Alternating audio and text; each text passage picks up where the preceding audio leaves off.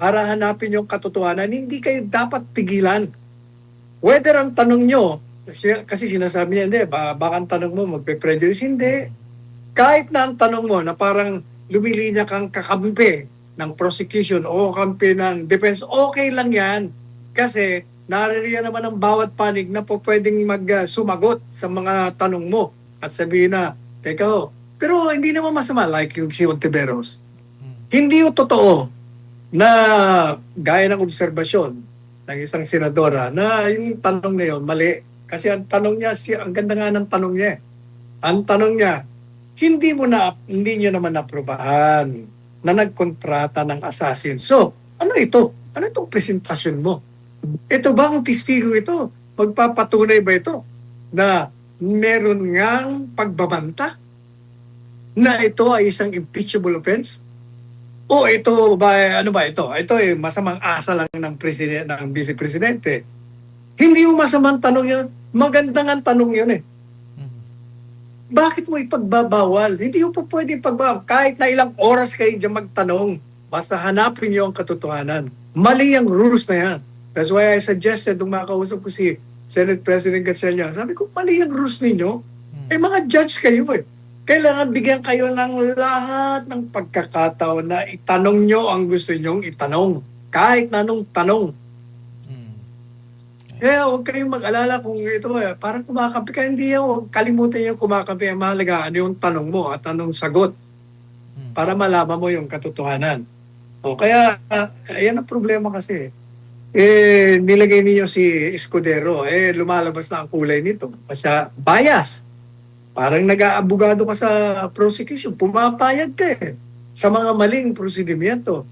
Bakit pinalitan si Gatchalian? Kasi si Gatchalian, medyo mahihirapan sila rito, independent-minded. Hindi mo ito makokontrol. Ito si Escudero, hindi ba? Bumaliktad na nga. Kasi kailangan na dapat ang bawat judge, senador ay magtanong kayo para hanapin yung katotohanan. Hindi kayo dapat pigilan.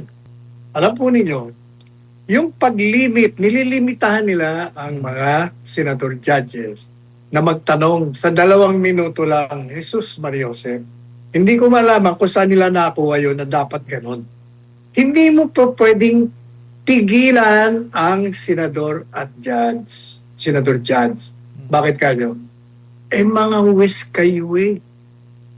Hindi ho ba, tingnan nyo bibigyan ko kayo ng halimbawa sa Supreme Court. Hindi ba kadalasan, o hindi naman kadalasan, may mga lumalabas na hearing sa Supreme Court. 15 sila. Nakakita na ba kayo doon sa isang justice na nagtatanong na nilimit ang sarili niya sa 2 minuto? Umaabot pa nga ng kalahating oras ang pagtatanong Bakit? Kasi kailangan na dapat ang bawat judge, senador ay magtanong kayo para hanapin yung katotohanan. Hindi kayo dapat pigilan. Whether ang tanong nyo, kasi sinasabi niya, hindi, baka ang tanong mo magpe-prejudice, hindi. Kahit na ang tanong mo na parang lumilinya kang kakampi ng prosecution o kampi ng defense, okay lang yan. Kasi naririyan naman ang bawat panig na po pwedeng sumagot sa mga tanong mo at sabihin na, teka ho, pero hindi naman masama like yung si Ontiveros. Hindi yung totoo na gaya ng obserbasyon ng isang senadora na yung tanong na yun, mali. Kasi ang tanong niya, ang ganda nga ng tanong niya.